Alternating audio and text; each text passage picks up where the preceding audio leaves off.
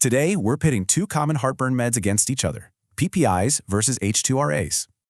When you're talking stomach acid medicine, is stronger actually better? Let's find out.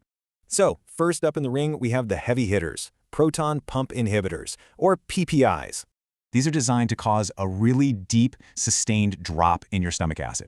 And in the other corner, H2RAs. Their effect is a little less potent and doesn't last as long. So think of it this way. H2RAs just turn the volume down, while PPIs try to shut the pump off completely. All right, let's get to the main event. We're going to see how they stack up in some high-risk situations. First round, patients in the ICU. They're at a huge risk for some dangerous stress-related bleeding. And well, the studies are pretty clear. PPIs are just more effective at preventing this. Okay, round 2. How about people taking low-dose aspirin? That can cause some nasty ulcers. Check this out. You need to treat way fewer patients with PPIs to prevent just one ulcer. Round 3, patients on what's called DAPT. This stuff really increases the risk of GI issues. And wow, look at that difference. The bleeding rate for PPI users is just so much lower. We're talking about a 60% risk reduction. I mean, that's a really big deal.